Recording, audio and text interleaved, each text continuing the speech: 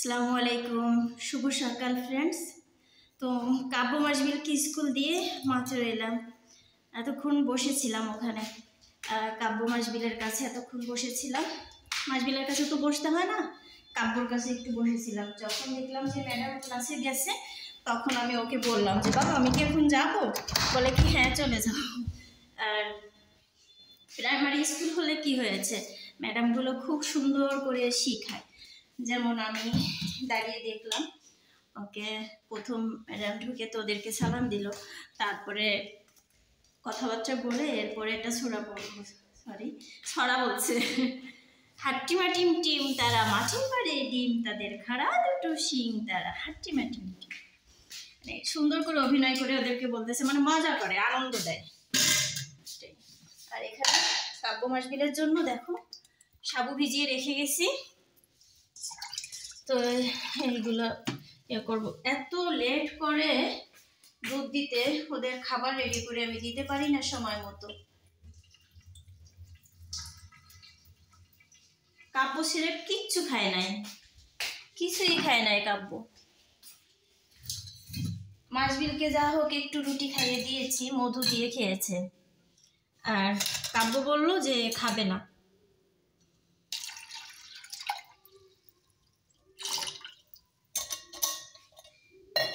Rice cooker মানে cooking পটে ইয়ে করবো। আর এই দেখো চাল ডাল ভিজিয়ে রেখে তবে গেছিলাম।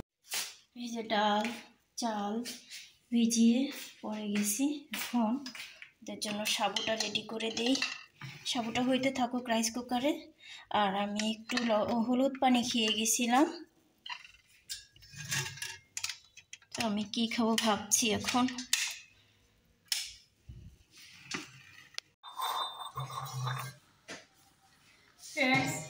আজ প্রথম ছেলেকে ছাড়া, মানে ছেলে মেয়ে দুজনই ঘরে নেই, তিনজনই ঘরে নেই, দুজন বললে ভুল, কারণ নভেরা বড় হয়েছে তো এখন একটু মানে ও তো বাহিরে সবসময় থাকে, এজন্য ওর কথা অত বেশি বলা হয় না। কারণ কাব্য মাসবিল তো সবসময় আমার সাথে মিলেমিশেই থাকে, এজন্য ওদের কথাই বেশি বলা হয়। তো এখন আমি ঘরে একা, ছেলে মেয়ে তিনজনই ঘরে নেই, হাজবেন্ডও ঘরে নেই। প্রথম দিন তো আমারই খারাপ লাগছে, তো ওদের সাথে এর জন্য কথা বলতে বলতে চা বানাবো, কথা বলবো, কাজ করবো। চলো চা বানাই।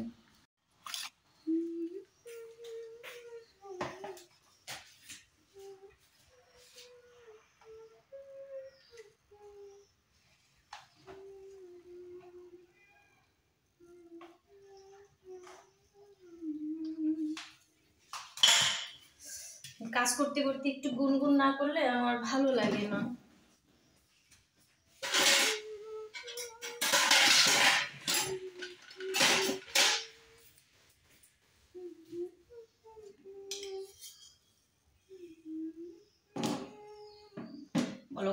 বলো গাছ নিয়ে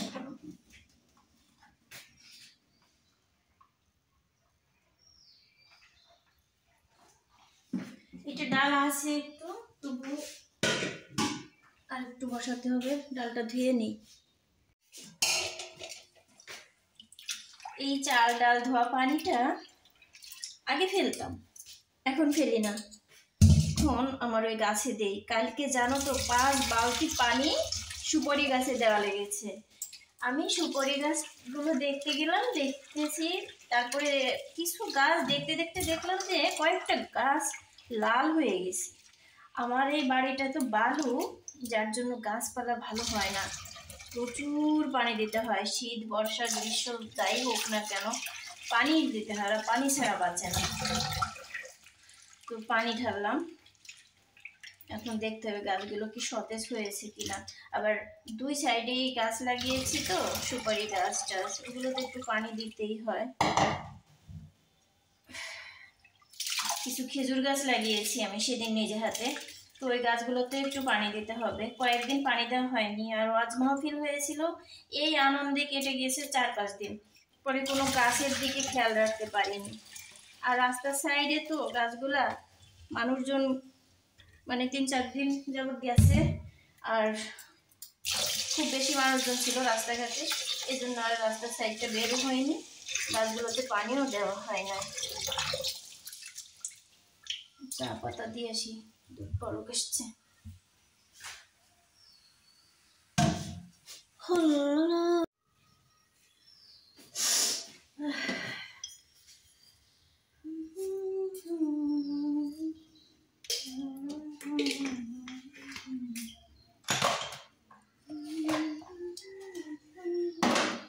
আজকে হলুদগুলো ধুইতে হবে, তারপরে জানো তো ওটা সিদ্ধ করতে হবে, এরপরে রোদে ভালো করে শুকাতে হবে, তারপরে ওটা গুঁড়ো করে খেতে হবে। কত প্রসেস বলো, খ্যাত খামার করা এত সহজ না, অনেক কঠিন কাজ।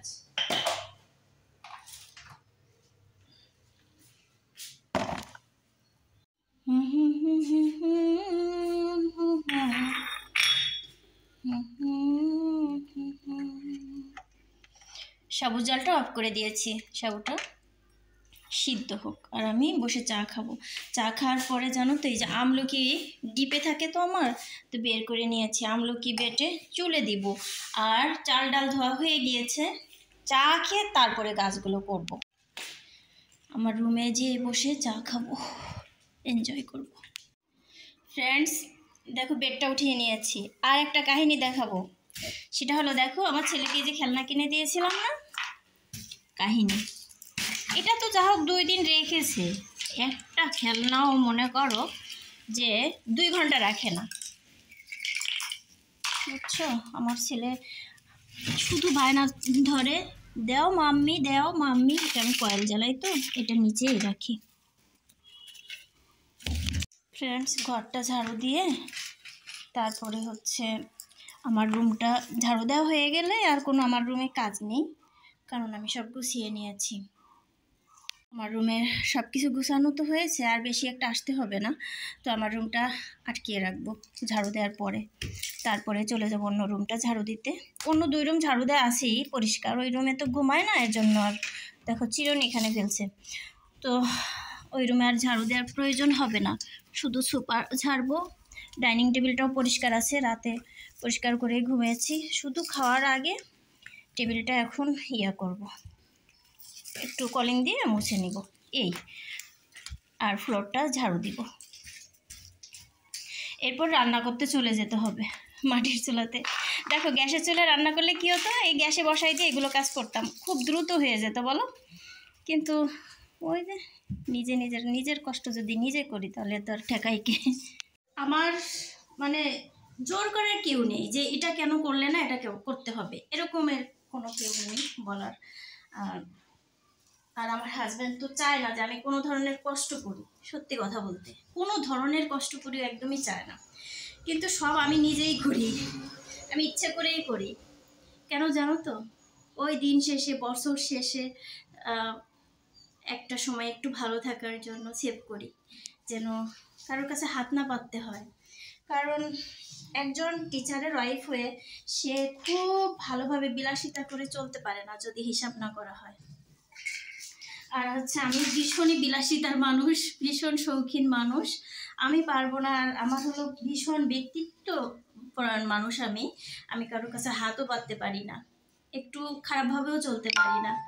তো এটা হচ্ছে আমার অবস্থা, যার জন্য সবসময়ই আমার একটা ভাবনা যে আমি যেন কারোর কাছে আল্লাহর রহমতে হাত না পাতি। আল্লাহর কাছে এটাই চাও, আল্লাহ হাত আমি তোমার কাছে পাততে চাই, মানুষের কাছে নয়। আপনি আমাকে এভাবেই সাহায্য করবেন, আর আমি যেভাবে চলছি আল্লাহ আপনি আমাকে হেল্প করবেন, আমি যেন এভাবেই চলতে পারি। কারণ কি হিসাব করে চলা না এত সহজ নয়, অনেক কঠিন, অনেক কিছু ত্যাগ করতে হয়, অনেক কিছু গ্রহণ করতে হয়, অনেক কিছু করতে হয়। হিসাব করা বহুত কঠিন, এটা সবাই পারবে না। সেভ করা যে কতটা কঠিন যে করে সে জানে। কত কিছু স্বপ্ন সাধনার বিসর্জন দিয়ে একটা স্বপ্ন সাধনার পিছনে ছুটতে হয় যারা মধ্যবিত্ত তারা। তো চলো, কথা বললে জানো তো শুধু বলতে ইচ্ছে করে, কিন্তু সময় পাবো কোথায়, সময়ই তো পাই না, একার হাতে করি।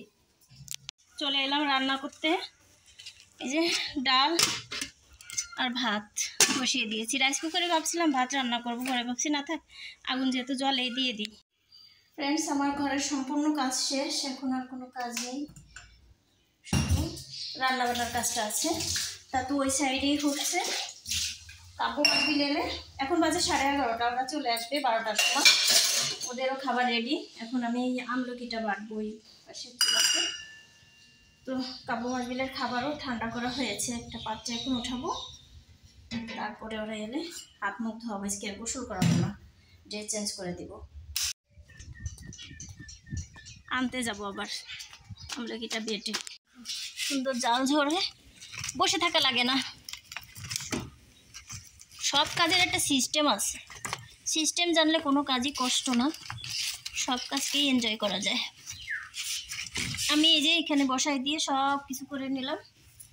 এখানে এই যে দেখো আলু ভাপা করব, ডালটা তো বসিয়ে দিয়েছি। আলু ভাপা আর ইলিশ মাছ ভাজবো ডালের সাথে খাওয়ার জন্য। কাব্য মাছবিলের ভীষণ পছন্দ ডাল দিয়ে ইলিশ মাছ ভাজা খেতে। তাই থাক, এরকম দুষ্টুমি একটু কদিন করবে। ও আমার সোনারে চলে যাচ্ছে স্কুল থেকে। আপু আপু স্কুলে ভালো লাগছে? হ্যাঁ চলো চলো, কিচ্ছু খাই নাই। এই চলো, আমি তাড়াতাড়ি আসবো না, কালকে আমি তাড়াতাড়ি যাব। কেন?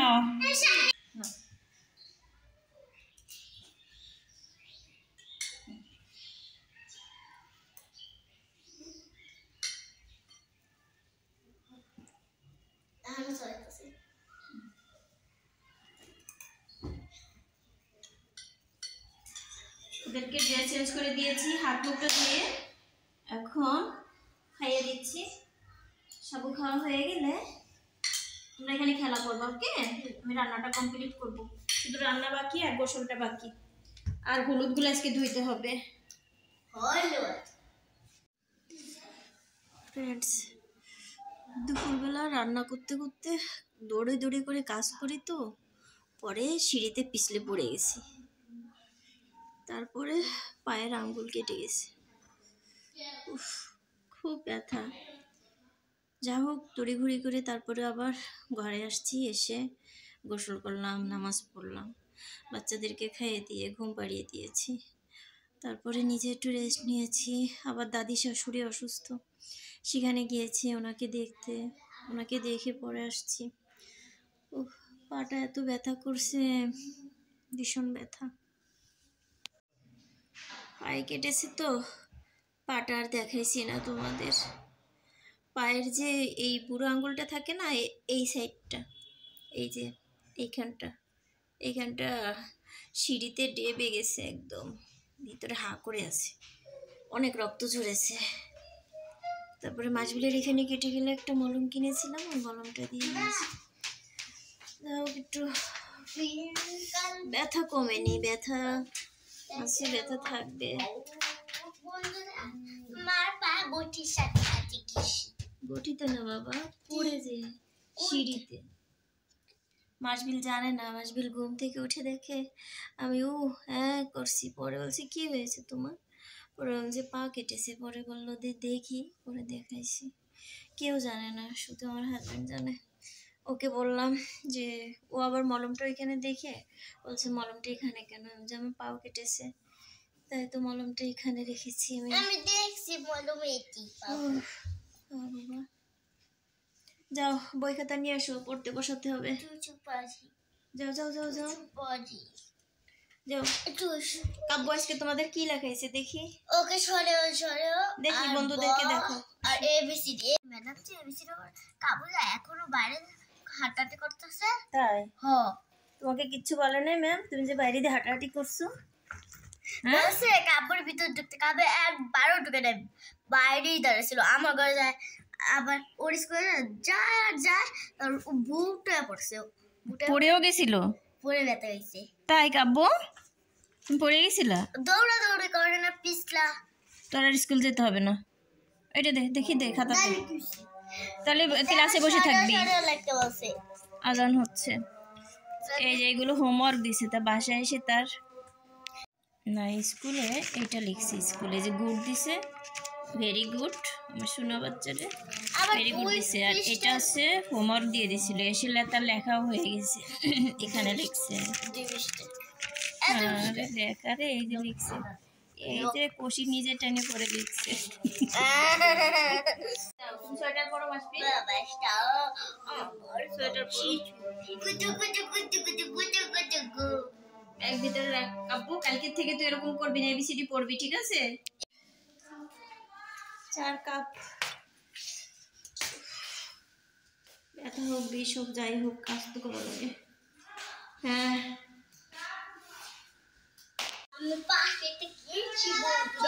খাইয়ে দিই ওদেরকে, তাড়াতাড়ি খাওয়াই দিয়ে শুয়ে থাকবো। বাবা গেছে আমার জন্য ওষুধ আনতে, ব্যথার ওষুধ আনতে। ব্যথার ওষুধ আনার দরকার নেই, তো নাপা আনবে, নাপা নিয়ে আসবে, নাপা খাও। এই এখন এই ব্যাগটা আবার এখানে নিয়ে আসলে কেন? যাও রাখো, যাও জামাস বিলে সাইডে বসো। না বুনো হা করো। ডাল আর ইলিশ মাছ ভাজা দিয়ে কাব্য খেতে ভীষণ পছন্দ করে। নব্য বিসমিল্লাহ। ফ্রেন্ডস ওষুধ খেয়ে নিয়েছি, একটু ব্যথা কমেছে, তো এখন শুয়ে পড়বো। না না শুধু লাভ দেয়, লাভ লাভ। বাবা কালকে সকালে স্কুল আছে, জিন্স পরে যাবা? ওরে জিন্সের প্রতি টান, শুধু জিন্স পরতে চায়। আসো পড়ো, চলো বাবা যাও, তোমার ওইখানে যাও।